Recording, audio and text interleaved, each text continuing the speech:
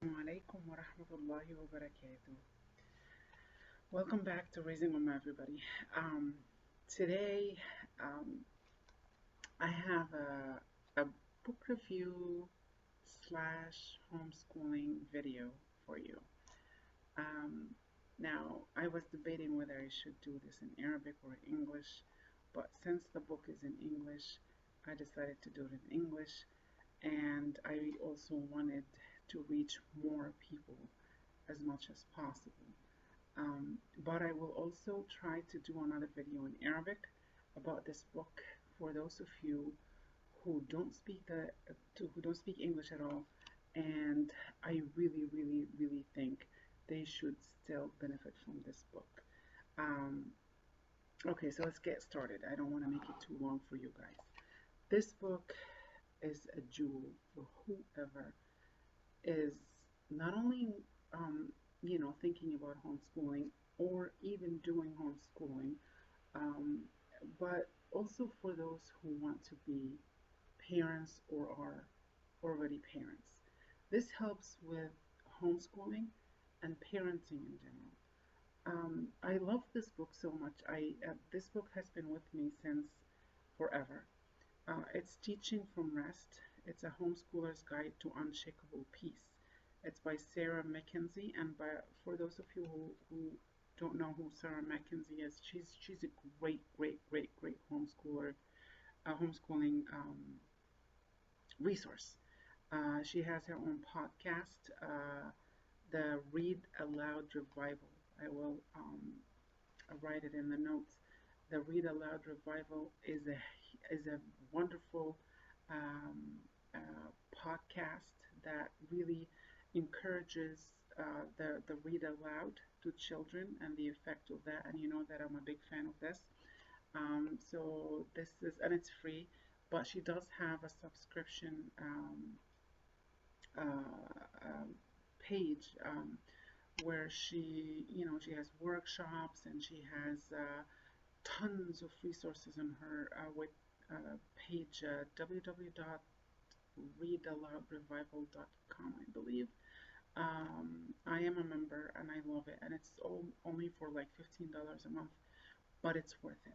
It's worth every penny because the rich resources that is available on her web page and her workshops and her classes and interviews with different people. Really, she interviews authors of children's books, illustrators of children's books. She sometimes even have like art courses or what do you call it? Writing courses for children of all ages. And she also has workshops for moms, Q&A questions almost, I think, every week or every month, something like that. That's alongside her podcast and tons of rich and clean literature recommendation for children and adults. And she has a mom's book club too. So like, what's not to like, really? So that's one thing. Okay, let's go back to this book. Why do I love this book? I read this book all the time. Every time I feel like I'm out of energy, I need to refresh. I need to have this positive energy about homeschooling and parenting in general. I read this book, and number one reason I love this book, uh, it's because it really talks to my very soul about parenting and homeschooling, and it talks. Okay, wait for this. She's Christian, but everything she says, it's really um, from Islamic perspective. It does not um, contradict anything from our beliefs. As a matter of fact, it highlights and emphasizes everything that is in our deen and our faith in Islam.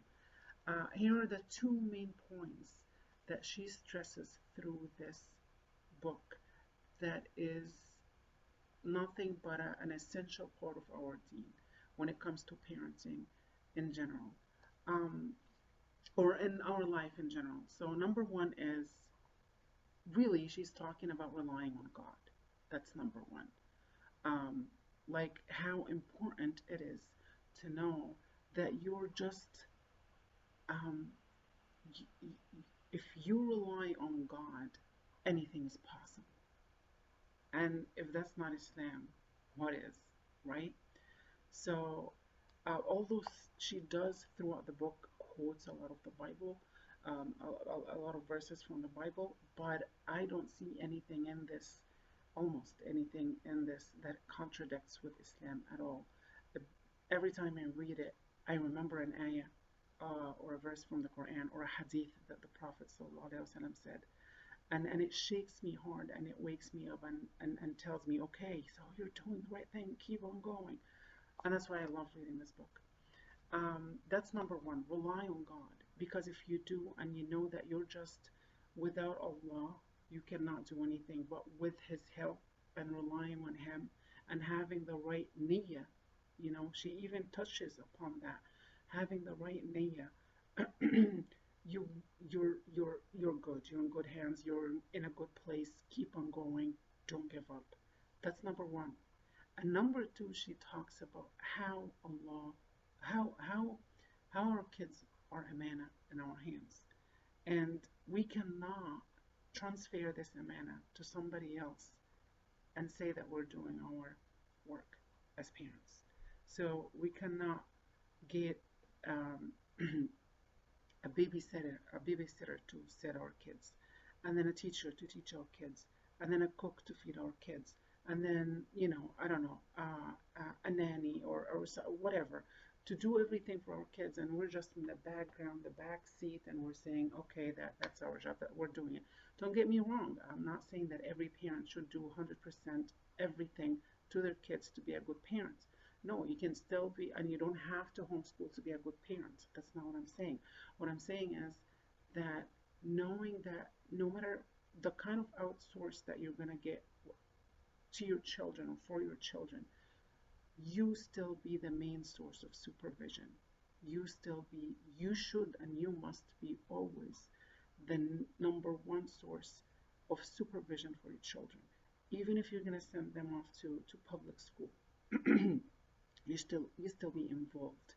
You still keep an eye on your kids. You still care about what goes on in school, outside school, between school and home, everything. You should be taking full care of your children and knowing every single thing about your children and caring about what goes into your, not just your mouth, their mouths, not just their, not what they're seeing, not what they're listening, everything that goes through their senses and their body and soul. You should be paying attention to that, what they hear, what they see, what they eat, and definitely what goes in here. So no matter what I choose, what path I choose for education to my children, I still have to be responsible fully about what they do.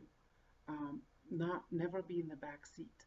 I have to always be in the driver's seat, no matter where I'm taking my child, no matter where I am taking my child. So going back to homeschooling, saying that, you know, we're the parents. The schooling system is relatively a new idea. It has always been the parents' job to educate and give the child the knowledge they need and to teach them. But unfortunately, the society and the world nowadays are telling us that no, we're supposed to be in the back seats, and the government is supposed to be the one doing the raising of the children, education being only part of it.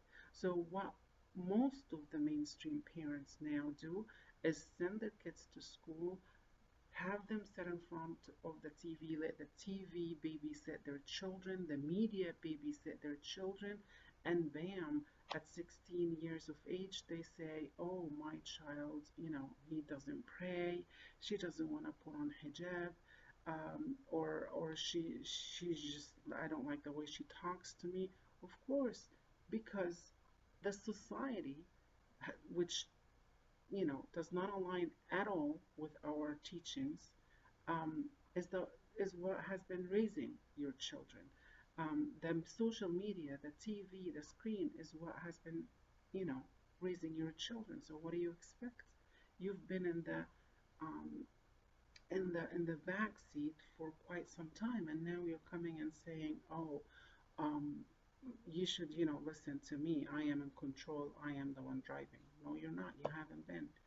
Um, so my point is, Allah subhanahu wa ta'ala said, that's why Allah and the Prophet put a lot of uh, emphasis um, and a lot of hadith and ayat about parents, because parents have a huge job um, that reflects on the whole ummah. They're raising a generation, which is part of the ummah, right? So parenting is not just to get children and feed them. Parenting is to take full responsibility of everything that is needed to raise a human. And that doesn't only include just making money and feeding them, or just providing them with all these activities and classes to make them, good in this language or good in this sport. No, this is before everything, before everything. Because that's why Allah said, لَقَدْ خَلَقْنَا الْإِنسَانَ فِي أَحْسَنِ تَقْوِيمٍ. We have created a human being in the best of form. That's referring to the best that he's got, the brain. And that's the number one thing that we should care about when it comes to raising our children. Um, and again, I am advocating all the time for homeschooling, but I'm not saying that this is the only way, the only right way to educate your children. But I will advocate for homeschooling till the end, to the last day of my life. That's for sure. Um, anyway, so giving these 2 points, if you know that you are, as a parent, responsible, your kids are amanah. That's what she said. Allah has, or God has trusted us with our kids, so we should take care of this trust. We should do what it takes to make sure that we take good care and be responsible for our kids ourselves, and don't just transfer this job or task um, to someone else. And even if we do outsource, because let me tell you, in homeschooling I do outsource sometimes, and I can get an online class or a teacher or a tutor or whatever. I outsource, but my eyes are still on my child, knowing what he does and what goes into everything that they're doing. Um, so our kids are amanah. We should take care of everything, of this amanah as much as we can. And number two, rely on God. You're not alone. If you think you're alone, yes, I understand. You will be like, oh, I can't homeschool. Oh, I can't do this. It is so hard. But if you know that you're not alone, and you have a full trust in Allah, that He's with you, how could you possibly think you cannot do it? You have Allah on your side. Get your niyyah right. Renew your niyyah. Tell Allah that I want to raise my kids in the best way that pleases you. I want them to be righteous children, and please God, help me homeschool my children. If that's the choice you decided um, uh, to make, um, and embark on the journey. Uh, Now, in this book also, she talks about her schedule and what she does. So she does give, she talks into how she breaks. She has 6 children. Her oldest is already off to college, and she's doing great. One of her kids, 2 of her kids are twins, so she's got a full plate, and yet she's doing a great job, homeschooling, and she's a big advocate for homeschooling. So she's giving example of how she breaks her schedule among all her children, and she gives tips about how to make homeschooling easy. As some of the things she said, I don't want to talk so much about the book and like what's inside the content of the books. I just wanted to highlight the main points of the book. But she talks about things that, tips that makes homeschooling easier. Something like, actually, something really benefit me every time. Like you don't have to do the whole like social studies, science, and English and math and music and all these at the same time throughout the year. You can break it into, like, let's say the first quarter of the year we're gonna cover social study, and then the second quarter we're gonna do science, and then rotate. You know, this way you have a like almost a semester of science and a semester of social studies. Uh, that's one thing. And another thing is, why do we have to finish the entire book? Um, Not even in public school they do that. They never finish an entire book. Another thing is, you know, things like, yeah, like if a book or a curriculum is not, you bought it, you got it, you worked on it, and then you realize that it's not for your child, drop it and get something else. Um, Things like that. And what else? And then enjoy the time with your children. Do what counts. Anytime you feel like the stress or uh, or the benefit of homeschooling, you're losing it, and it turns out it's turning to a tough time, fights, tension all the time. So that's your cue to, like, okay, I have to drop everything, refresh, and um, we're gonna come back later. We're gonna catch up later. So here's one thing. Start with a time budget. So if you have a certain time in the day that you want to do school, don't overload it. Don't say that I'm gonna start at 8 o'clock in the morning and end at 8 o'clock at night. That's just too much. But start with a budget, just like you do with a budget. I have $100. I can only spend, let's say, $90.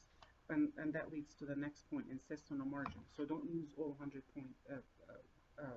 minutes. Use only 9 out of the 100 minutes that you plan 90 out of the 100 minutes that you do.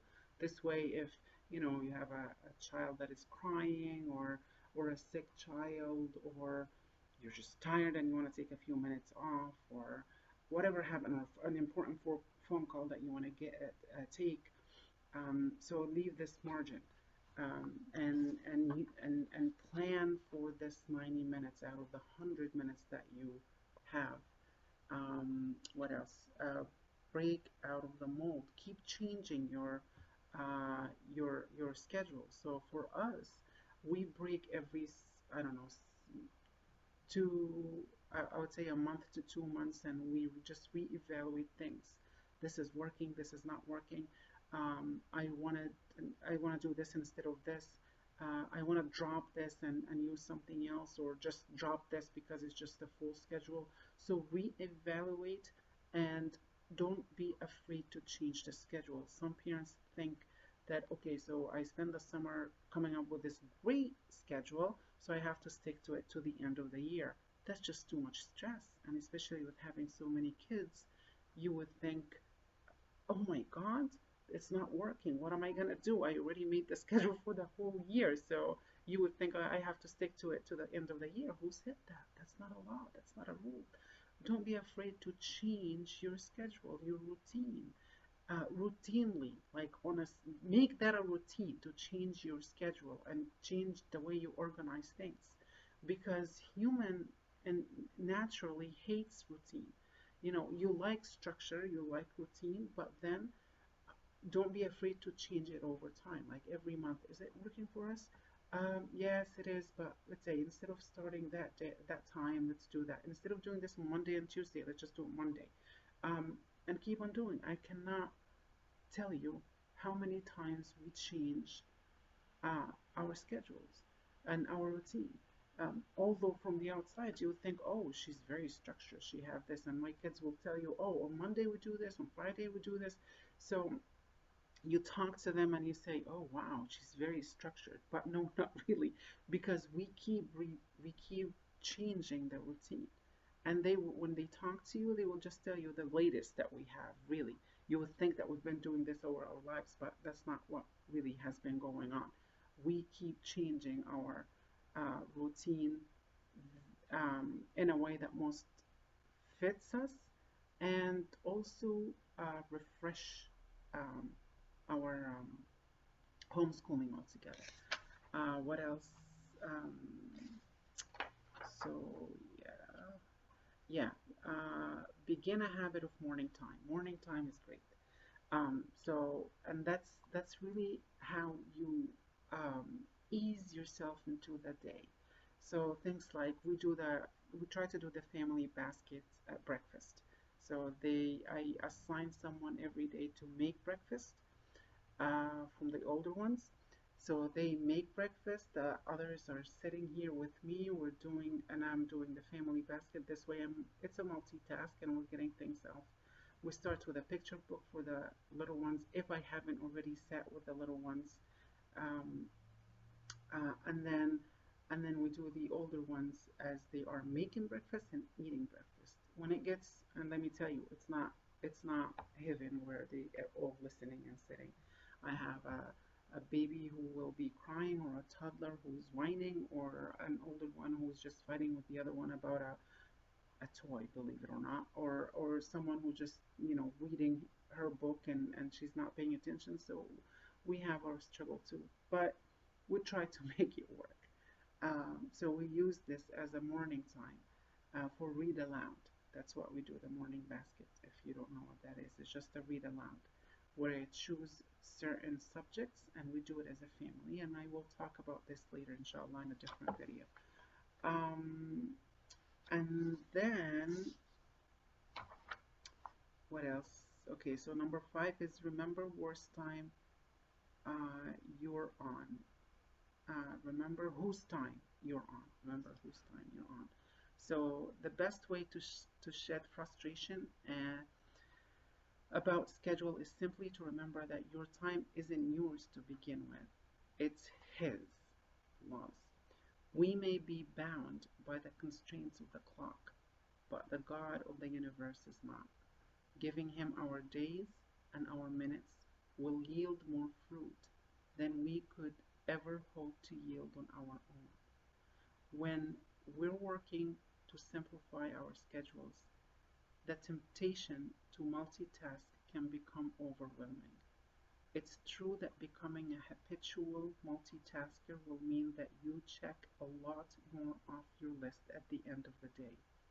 It also means that you will have missed the critical point of truly educating your child. She's not a project to be managed, but a soul to be cultivated. Isn't this beautiful? Let's consider why we ought to do the right thing at the right time and focus on one main task at a time. So remember that every single thing that you're doing for your child with the niyyah that you're trying to raise her or him right, that counts um, with Allah. So give yourself credit. Don't sell yourself short. Don't think that, oh, I can't do this, or don't think this is too much, or don't think I'm not doing enough. You are, if you have the right niyyah, and if you are, relying on Allah and doing what you should be doing and trying to take care of the trust that was given to you. That being said, I think that's a good place to end. I know I took way more than I thought I wanted or I should take, but I hope this benefits you guys. Whether you are, as I said, this is a book it should be in your library, even if you don't want to homeschool. This really talks about parenting more than it does talk about um, uh, more than it talks about homeschooling. Because even, like I said, even if you're not homeschooling and your kids are in school, like public school or private school, you still need to watch your kids. You still need to see what they're doing.